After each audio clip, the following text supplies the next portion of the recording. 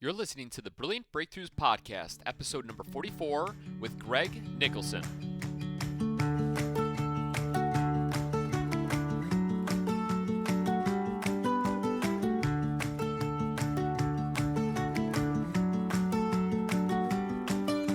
Hi, small business owners. Welcome to Brilliant Breakthroughs Podcast, where we focus on creating brilliant breakthroughs for the small business owner.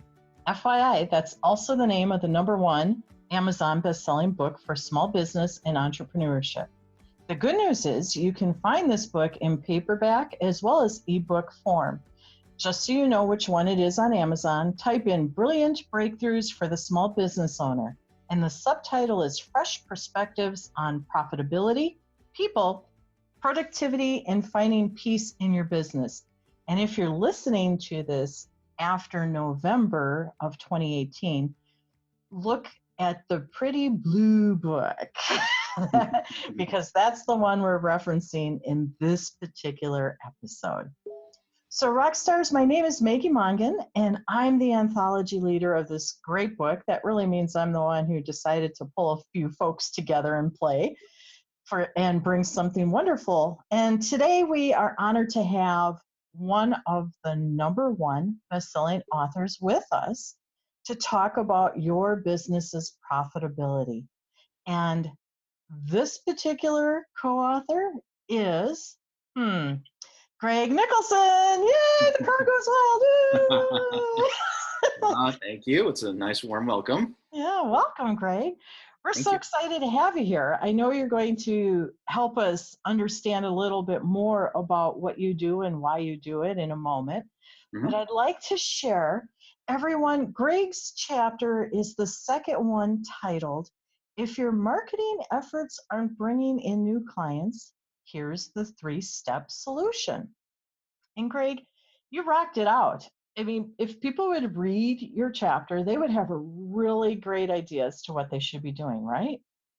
Well, I think so, yeah. Yeah, I think, very solid principles of ways of thinking about it, regardless of the marketing efforts that you're doing, that these principles are universal and always work if applied correctly. Yeah, it is true. And I'm amazed when I go back and review your chapter from time to time, how you really put it out there. Pretty straightforward. And you said, hey, this is how you do it, and this is why you do it. And, here, let me help you get busy doing it. Yeah. And your examples are really great. Everybody can relate to them. So thanks for writing an awesome chapter and helping everyone out. Yeah, but I want to go ahead and get real for a moment. Ha, ha, ha. Dun, dun, dun, dun. Because I think the marketing world is really busy. There's traditional marketing, there's online marketing, there's social marketing / selling. We can go on. It's broken up a lot of different ways because it's so powerful and there's different applications. Each one of them requires a particular set of strategies as well as tactics, right? And I thought a really great place for us to start and help our listeners, because we've done several podcasts with you already, is to really help them understand what you really do. So why don't you give us an inside scoop as to what you do? Sure. Well, I'll give you my quick background, and then, what I do now and why I do what I do. So after about almost 20 years of sales and marketing and online ad tech for numerous startups, as well as some Fortune 50 companies like Microsoft and Oracle, I decided that I really wanted to work with small business owners and be a small business owner myself, and apply all of the great marketing strategies and tactics that I've learned over the last 20 years. And instead of helping, 2 of the 3 world's richest men get even richer and offshoring jobs and moving billions of dollars offshore, I wanted to help American normal Americans, everyday Americans like me, help them succeed in their dreams. I mean, just about everybody has said from one time or another, yeah, I wish I had my own business. I wish I was my own boss. And obviously that can be a great blessing and a great curse. And everyone in this audience, I'm sure, is nodding their head going, yeah, it's both. Hopefully it's more blessing than curse. But nothing happens in business until you sell something. And that's where I can help. And so what I focus on is helping small business owners sleep better at night by helping them generate more revenue and more clients on an automated basis so that they can focus on whatever their core business is. So everybody needs to play to their strengths, right? And so, if you, I don't know, I'm just going to make up a crazy example. If you fix violins and that's what you do, you might be great at fixing violins or whatever it is, but if you don't know how to market and sell, you're going to have a tough time with a business. Then it's just a hobby, right? Right. And so helping small business owners just like me and you succeed and do better and leverage what I've learned and helping them do this as cost effectively as possible. All right. And you bring up a really valid point. Two of them, actually. Nothing happens until something is sold, and you're the guy that helps set up the selling or the attraction so the selling can occur, correct? Correct. And I would put, an asterisk that where I can be helpful are for small businesses where each individual client has value. So like a retail convenience store, helping, you get another customer buying a gallon of milk and a Slurpee. I can't add any value there. I don't have any experience in that. But for small businesses like attorneys, real estate agents, mortgage brokers, where every client really does matter and has a lot of value, those are the types of businesses where I can add value. And certainly there are all kinds of different small businesses, but that's not where I have expertise, and I wouldn't be able to add value there. Okay. Well, that's cool because I was going to ask who should be engaging with you, and you just essentially told us that it's anyone who's looking to acquire clients, correct? Right. And so, and I use, obviously sometimes we use the word client and customer interchangeably, but I'm using the word client specifically because most people would think, you go to the grocery store and someone's standing in the grocery line, that's a client, that's a customer. But client, where either they make one or a handful of very large purchases, therefore each new client is very valuable, or a client makes repeat purchases that are small, but over time it equals a good sum of money. Again, that's a very valuable client. So that's what I'm thinking, like a loan officer, they may only process a handful of loans each month, but each one of those loans makes a big difference. If you close, the difference between closing 4 loans and 6 loans can be massive. A real estate agent in Southern California, where I live, where the homes are super expensive, they may only close 2 or 3 homes a year, but every one of those, one incremental sale makes a huge difference to that real estate agent. So those are the types of scenarios where I can be helpful, where there's a lot of value and there's enough margin in there where you can afford to do some marketing. You can afford to make this effort, right? Because if the value of a client is $10, then you can't really scale that. You can't afford to market to that. But if every client is worth $2,000, $5,000, $20,000, $100,000, every client is really valuable, and I can help you there. Right, right. And I'm glad that you were very specific with that. I heard another person say a customer buys commodity and they're low end and they might even be multiple purchases, but they're lower end price points, even Mm-hmm. if they're cumulative, where a client is either making a larger investment or over time they're making larger investments, and you have a relationship with them instead of Absolutely. just a point of sale. Mm-hmm. I think And the relationship is the big difference. It isn't just like boop, boop, boop, me on the line, just next, next, next, where, you get to know that person. You get to know what their needs are and addressing their needs. That's a client. Otherwise, it's just a customer and you are, selling some sort of commodity. cool. So you shared what you do, and you even shared why you do it, because you want to help the little guys get the same advantage that the big guys get, Yep. right? Mm-hmm.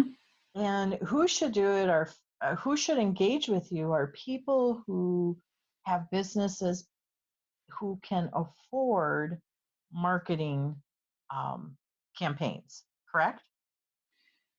Yeah, but when you say that, I fear that people get scared, like Okay. afford, and there's so many small businesses owners that I engage with, and and the story I hear the same stories. There's like 2 or 3 different stories I hear over and over again, and it's I need more clients, but I'm not spending any money on marketing.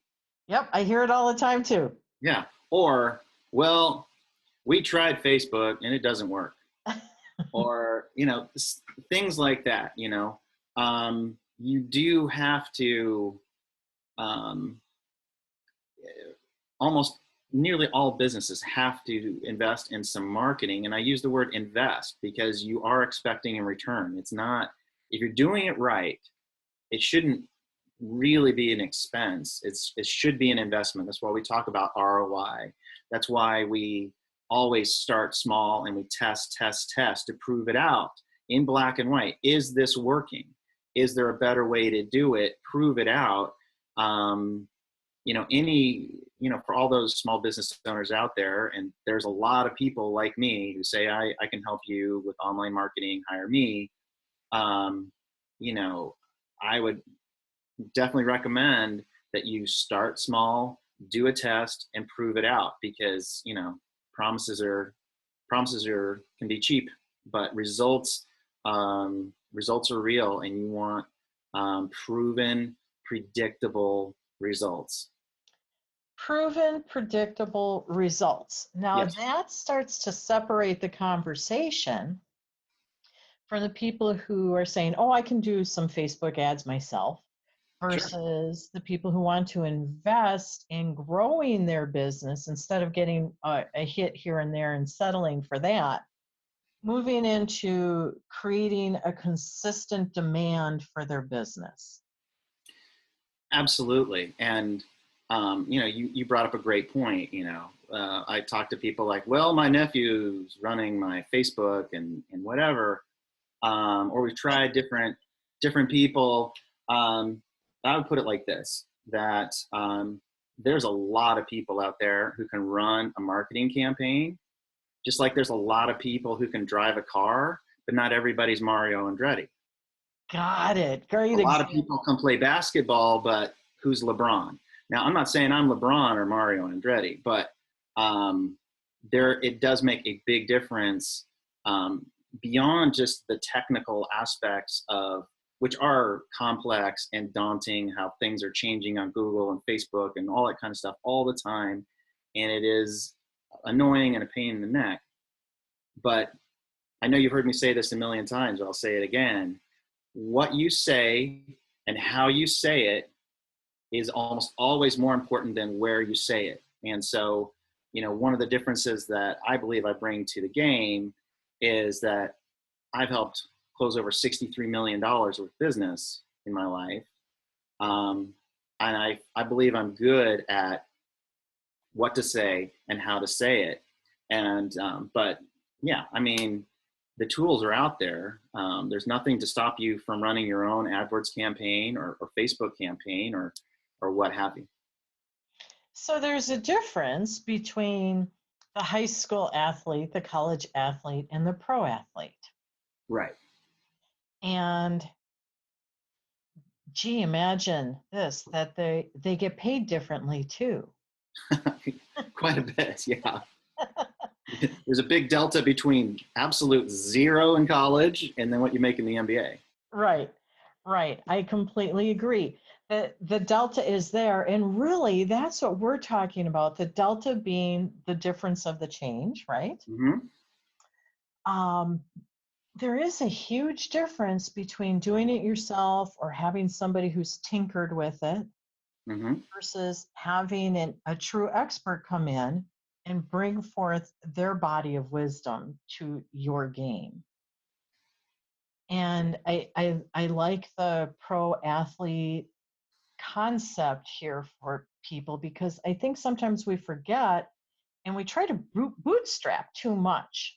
And Mm-hmm. marketing is one of the things that isn't advantageous to bootstrap. I agree. We can do And it in a lot of other aspects of our business, but marketing is where we hurt ourselves. right. And because it is an investment, and you want to always invest wisely, of course, Right. but if you don't invest at all, I mean, what have we heard all our lives, save, save money, spend less than you earn, invest, even a little bit at a time over time, so you do have to invest for most people.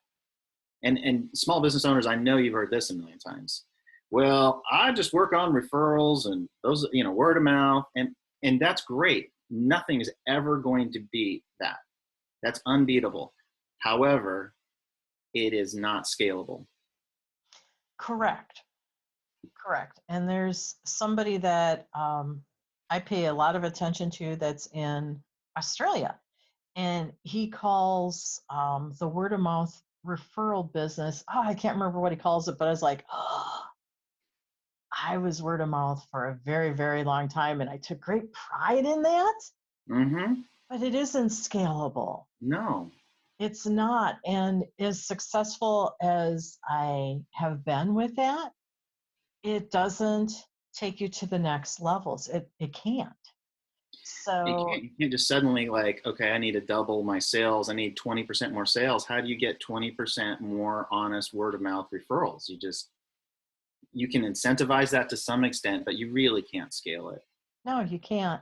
And that was a big aha for me a couple of years ago when I heard that. Mm-hmm. And it's shifted how I look at my own business. And I even have a marketing background, you know.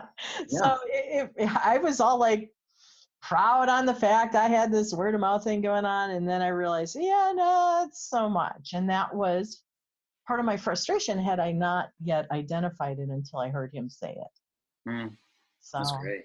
yeah, I hear you. So the gain of your customers when they work with you is first of all they have a pro that they can lean on. Yeah. And what else? I will, um, if we're a fit, so I always start off with, let's have a conversation. Tell me a bit about your business. And if they're not a good fit, I will let them know up front. Like one of the things I get a lot, people will engage me like, well, how much you charge? How much you run my Facebook campaign or something like that. And I don't work like that. I'm about making you win. I don't win unless you win, right? And so if you don't get a positive return on investment on the marketing that we do together, you're going to fire me, as you should. And so it is my own best interest to deliver good results for you, so our interests are perfectly aligned. And so we'll have that conversation of where are you at, where do you need to go, and then we'll talk about a plan to help them get there with the with the idea of let's start small and let's prove this out. I always suggest that we do like a 2-week trial campaign. Let's mitigate your risk, and it mitigates mine too. Let's set up some metrics that we want to accomplish, and then let's evaluate the results. So how many new leads did we generate? How many of those converted into clients for you? So what is your cost per client acquisition? And how much did that mean in revenue for you? And so from there, once we have that, we can put together a game plan to right size the budget and the spend so that you've got all the leads and clients that you can handle. We don't want to overwhelm you, but we don't want to underwhelm you. And it really is an investment. So one of the things that I talk about is business is a grand experiment. Mm-hmm. And that's just what you said in a very different way is starting out with a small experiment to see what works and doesn't work before the investment is one that's not delivering. So you work it out, you tinker it out, you smooth it, work the wrinkles out of it is the way I say it. And then you go big once you have it figured out. Right. And I think that's a very ethical approach to marketing. Well, at the end of the day, I'm a small business owner too, and I try to apply the golden rule. But in all honesty, it really is in my own selfish best interest that if you're winning, I'm winning, and if it's not working for you, you're going to fire me. And just like a lifetime or long-term client is where you make money, I don't make that much on a month-to-month basis off of a client. It's really it's the long-term aspect of it where it actually becomes lucrative and makes sense for me. And I have it set up that way on purpose because I'm not here just to take your business.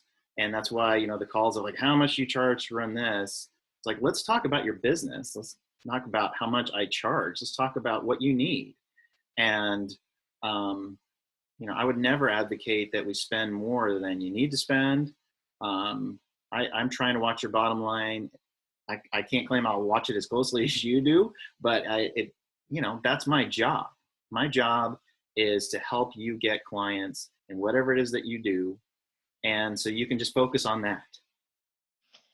Great. And I think it's important for small business owners to understand that there are marketers that are going to try to run them through a program and they don't care what the results are. They're not tweaking along the way. They're pushing to get an aggressive sale.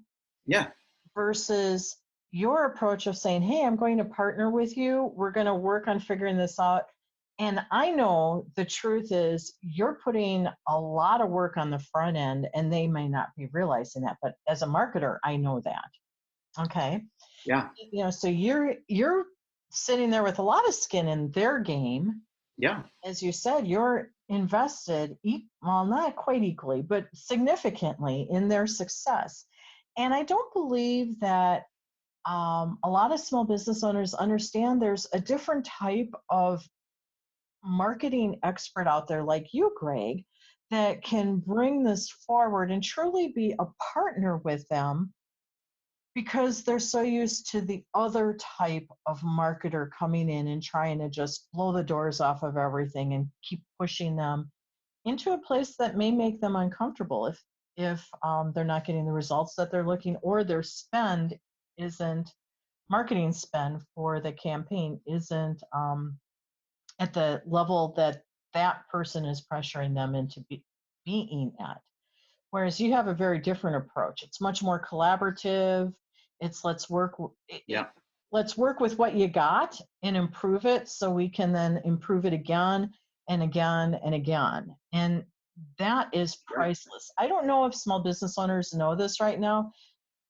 Your approach to marketing is priceless to a small business owner. Well, I try and do it. Thank you.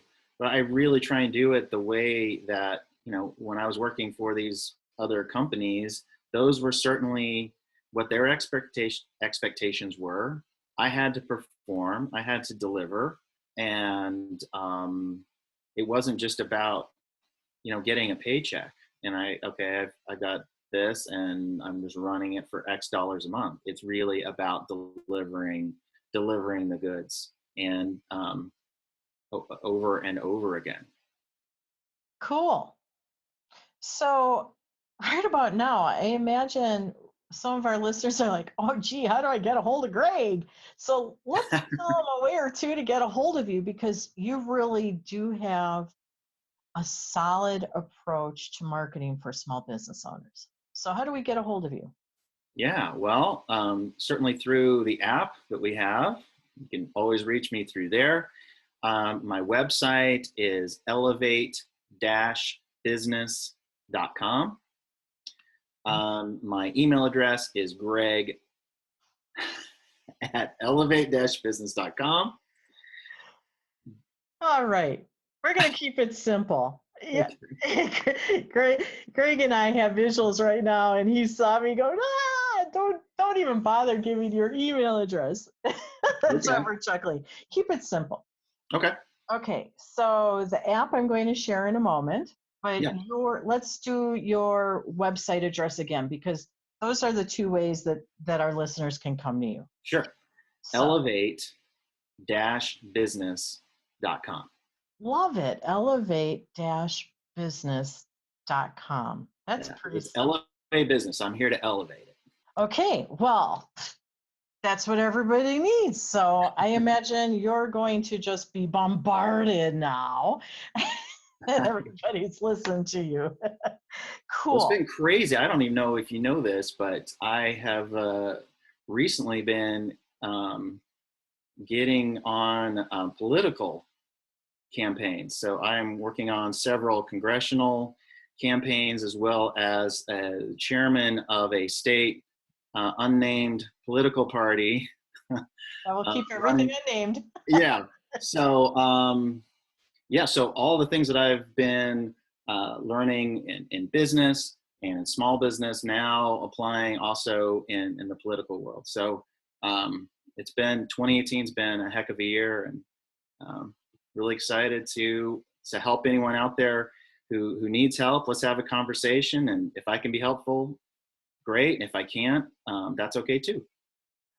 Okay. So what I love about what you just shared is you're really shining as a marketing expert. You are a marketeer, as they say. Kudos to you. Thank you. Because the practices do transcend. Mm-hmm. And you and I both know that. So this is really cool news. I'd like to talk to you for another hour or two, but I only have time for one last question before we do our wrap up. And I don't know if anybody could possibly take more, but let's bring it on. 3 quick tips for small business owners that they should always be remembering. What would they be? It's probably things that I talk about in my chapter, but your ideal client, really having an understanding of who they are, what makes them tick, what motivates them. Second, remember that everybody is always tuned to WIFM. What's in it for me? Me. Yeah. And what I see so often when I go to, I get a call from a small business owner, and I take a look at their website, and their website is all about them. Got it. And like, okay, that's cool. And, you got a great looking dog there, but what's in it for me? What can you do for me? All I care about is me. So I always try and think about what you can do for your customer. And at the end of the day, I guess point 3 would be, we like to think that we are logical creatures, but we are emotional beasts. And a lot of people say, well, men are so logical and whatever. We're probably more emotional than women. We just show it in different ways, right? Right. But it's all about an emotional payoff. Nobody does anything for logical reasons. It's an emotional payoff. And so whatever your product or service is, what is the emotion? What do they gain from it? Or what do they get out of pain from? What do you do? So it's like, back to my really dumb example of the violin repair person, it isn't about I can repair a violin. It's I can bring joy back into your life with your instrument. I don't know, that's stupid, but it's about the emotional payoff. It's never about the transaction itself.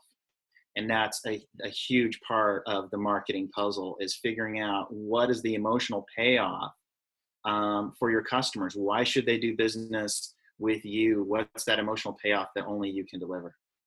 Well, I think your 3 tips are right on, because if you don't know your ideal client, you don't know what's in it for them.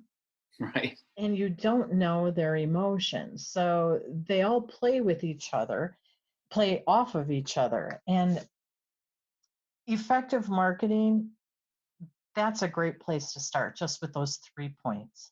Mm-hmm. Because most people aren't even on any one of those 3.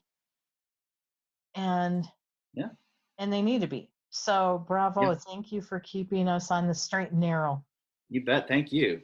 So now I have to go back and look at some of my marketing going, okay, do I have enough what's in it for them? And I had a really cool professor that said, every time you say I in your copy, or you're talking about, I, me, myself, Mm-hmm. I need to have 3 thems to offset the 1 I.